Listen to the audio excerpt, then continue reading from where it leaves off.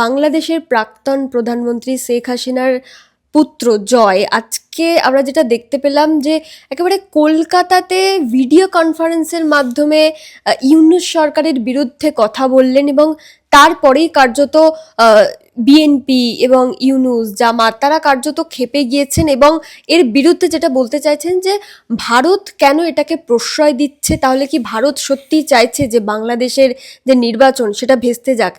কি মত এটা নিয়ে আপনার? সত্যি কি ভারত যেটা করছে সেটা ঠিক করছে, বা এর পেছনে কি অন্য কোনো কারণ থাকতে পারে? 12ই ফেব্রুয়ারি বাংলাদেশে ভোট। শেখ হাসিনা যেতে পারছেন না ঢাকায়, এবং শেখ হাসিনা আওয়ামী লীগ তারা ভোটে অংশ নিচ্ছে না। এমনকি শেখ হাসিনা আওয়ামী লীগের নেতাদের বলেছেন যে ইন্ডিপেন্ডেন্ট প্রার্থীও যাতে তারা না হয়। এখন এই পরিস্থিতিতে শেখ হাসিনাও এর আগে ভিডিও কনফারেন্সিং অডিও কনফারেন্সিং করেছিলেন দিল্লিতে ফরেন করেসপন্ডেন্টস ক্লাবে। আবার জয় মানে শেখ হাসিনার পুত্র তারিক, যেরকম খালেদার পুত্র ঢাকায় পৌঁছে গেছেন, বিএনপির নেতা হয়ে গেছেন, এখন জয় কিন্তু এখনো ঢাকায় পৌঁছতে পারলেন না। তো জয় বাংলাদেশতে যাওয়ার আগেই, বাংলাদেশ কবে যেতে পারবেন তিনি তো জানেন না, আদৌ এখন এক্ষুনি যাওয়ার কোনো সম্ভাবনাও দেখছি না, কিন্তু জয় ভারতে আসতে চাইছেন এবং একবার অজিত দোভালের সাথে দেখা করবেন, জয়শঙ্করের সাথে দেখা করবেন, এটা চেয়েছিলেন যে ভোটের আগেই করতে। কিন্তু ভোটের আগে কিছুতেই সেটা করতে দিতে ইউনূস রাজি ছিল না। ইউনূস ভারত সরকারকে বলছিল যে এটা করবেন না, কেননা এটা বাংলাদেশের অভ্যন্তরীণ রাজনীতি, নির্বাচন চলছে, এখন আপনারা যদি এটা করেন তাহলে মনে হবে যে আপনারা পার্টি টু আওয়ামী লীগ, কেননা আপনারা পাবলিসিটি দিচ্ছেন। ভারত কিন্তু এখনো পর্যন্ত জয়কে দিল্লিতে আসার ভিসা দেয়নি এখনো পর্যন্ত। কাল কী হবে আমি জানি না। একটা চাপ হাসিনাদের দিক থেকে, আওয়ামী লীগের দিক থেকে আছে, অনেক আওয়ামী লীগের নেতারা এখানে আছেন। তো ভারত এগুলো করেছে, কিন্তু ভারত যেমন এটা করেছে, আমি মনে করি না যে এটাতে কোনো নরেন্দ্র মোদীর বিদেশ নীতির কোনো অন্যায় আছে। তার কারণটা হচ্ছে যে 71 সালে দেশ মানে স্বাধীন হয়েছে বাংলাদেশ, এবং তখন থেকে ভারতের সাথে আওয়ামী লীগের ঐতিহাসিক সম্পর্ক, এবং এই সম্পর্কটা কংগ্রেস আওয়ামী লীগ সম্পর্ক নয়। কংগ্রেস আওয়ামী লীগ সম্পর্ক কিন্তু বিজেপি আওয়ামী লীগও হয়েছে, কিন্তু মূল সম্পর্কটা এই প্রিজমে দেখা উচিত, কোনো রাজনৈতিক দলের প্রিজমে নয়। ভারত বাংলাদেশ সম্পর্কটা কিন্তু তৃণমূল বিজেপির প্রিজমে দেখা একেবারেই অবৈজ্ঞানিক। দেখতে হবে যে ভারত এবং বাংলাদেশ, এবং নরেন্দ্র মোদী কী বলছেন, নরেন্দ্র মোদী বলছেন যে আওয়ামী লীগকে যেহেতু এত একটা 71 সালের যে ঐতিহাসিক যে ব্যাগেজ অফ হিস্ট্রি যেটাকে বলা হয়, এটা ঠিক যে আওয়ামী লীগের এক্ষুনি কোনো উত্থানের সম্ভাবনা নেই, মানুষ ভীষণ রেগে রয়েছে।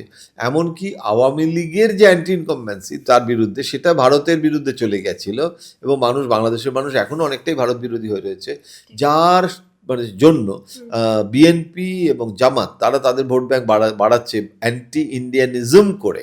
এখন এই পরিস্থিতিতে ভারত, আমি মনে করি নরেন্দ্র মোদীর এই বিদেশ নীতিকে আমি সম্পূর্ণ সমর্থন করি। তার কারণ আমি মনে করছি যে ভারত ঠিক কাজ করছে, যে এমন কিছু করছে না যে আওয়ামী লীগকে শেষ করে দাও, জয়কে ঢুকতে দেওয়া তো দূরের কথা, কথাও বলতে দেওয়া যাবে না। একটা স্বাধীন মানে দেশ বাংলাদেশ, সেটা তাদের অভ্যন্তরীণ রাজনীতি, কিন্তু রাজনৈতিকভাবে তাকে আশ্রয় দেওয়া হয়েছে। একটা উদ্বাস্তু তো বলা যায় না, রাজনৈতিক আশ্রয় দেওয়া হয়েছে। এখন তার পুত্র তিনি যদি কিছু বলেন, এবং সেটাও কিন্তু আর এসে বলছে না, কোনো ফিজিক্যাল প্রেস কনফারেন্স নয়, ভিডিও কনফারেন্সিং যে কেউ করতে পারে, আজকে গণতন্ত্রের দেশে ভার্চুয়ালি হচ্ছে, আইসিসিআরে ভেন্যু হয়েছে, সেখানে একটা বুক রিলিজকে কেন্দ্র করে এটা হচ্ছে। সুতরাং এটা ধরে নিচ্ছি ভারতের একটা প্রচ্ছন্ন সমর্থন তো রয়েছে, কিন্তু ভারত এই সমর্থনটা করছে এই জন্য যে আমরা চাই না যে বাংলাদেশে যেই আসুক, ইউনূস, বিএনপি, জামাত, এই তো তিনটে ক্যারেক্টার, ইউনূস যদি না থাকে বিএনপি ক্ষমতায় আসবে, বিএনপি একা যদি না আসে তাহলে বিএনপি প্লাস জামাত হবে। যদি একটা ন্যাশনাল গভর্নমেন্ট হয়, ইউনূস যদি সেটা আমেরিকা বা বিভিন্ন শক্তির সমর্থন নিয়ে যদি সেটা করতে সক্ষম হন, যে কেউ গভর্নমেন্ট করতে পারছে না, ইউনূসেরই সরকার আবার হলো, এবং সেখানে বিএনপি জামাত এলো, যাই হোক না কেন, পারমুটেশন কম্বিনেশন, হ্যাঁ, plan A, plan B, plan C, Awami League আসছে না।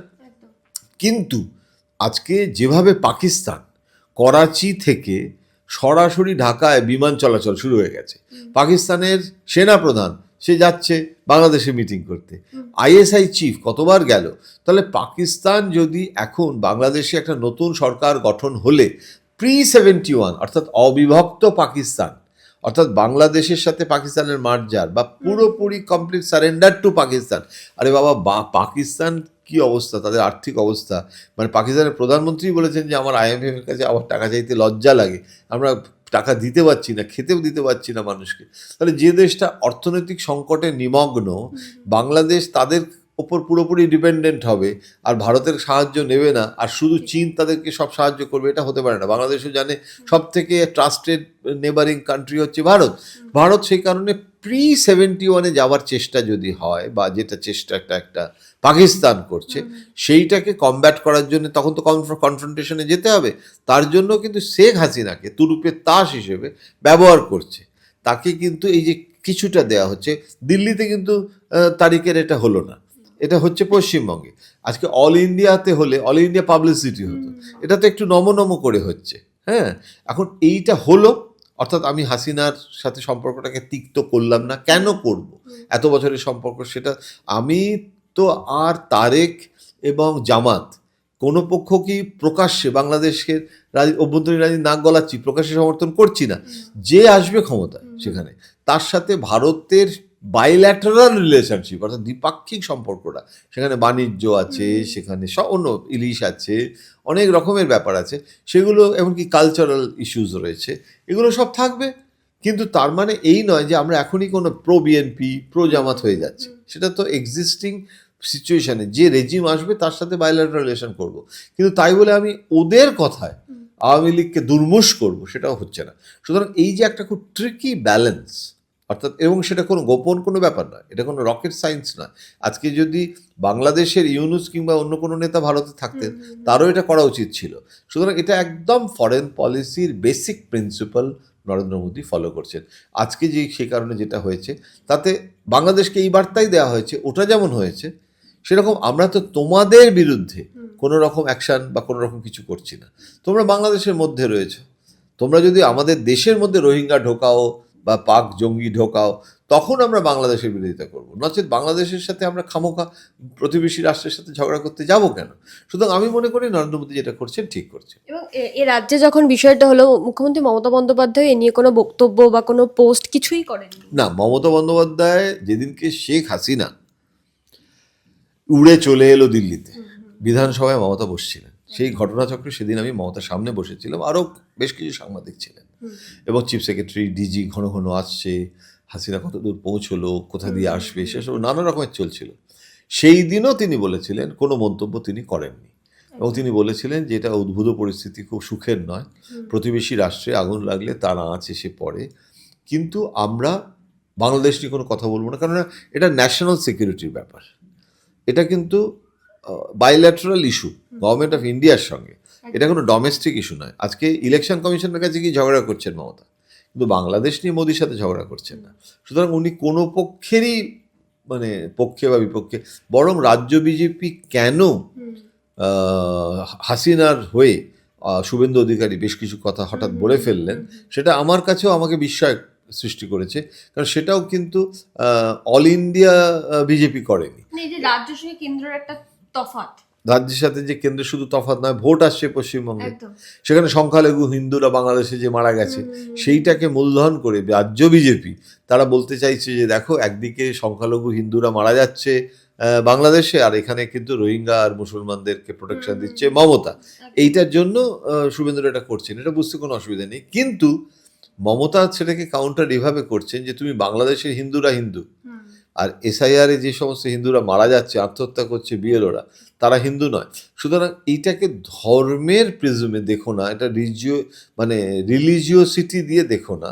হ্যাঁ, তো এই জিনিসটা রাজ্য বিজেপির সঙ্গে মমতা বন্দ্যোপাধ্যায় কিন্তু পার্থক্য। আসলে রাজ্য বিজেপি তো ক্ষমতায় নেই, তারা বিরোধী নেতা হিসেবে যা ইচ্ছে বলতে পারে, বলা উচিত নয় কিন্তু বলতে পারেন। যদি রাহুল গান্ধী চীন নিয়ে বলতে পারে, তাহলে শুভেন্দু অধিকারীও বাংলাদেশ নিয়ে বলতে পারে, দুটোই অনুচিত। হ্যাঁ, বিরোধী নেতার কাজ এটা নয়। কিন্তু এবং বরং অভিষেক বন্দ্যোপাধ্যায় তো বিদেশে গেল অপারেশন সিঁদুরের পর, মোদির দূত হয়ে বিভিন্ন রাষ্ট্রে সমস্ত লোকেরা গেছিল বিভিন্ন দলের, সেখানে তো ওরা বলেনি যে ওটা বিজেপির ব্যাপার, আমি যাব না। সুতরাং ওখানে কিন্তু বরং গিয়ে প্রশংসাও করেছে, অপারেশন সিঁদুরের পক্ষে বক্তব্য রেখেছিল। সুতরাং আমার মনে হয় যে এই বৃহৎ প্রেক্ষাপটটা বোঝার প্রয়োজন এসেছে, তা না হলে ভারত বাংলাদেশ সম্পর্কের আরও অবনতি হবে।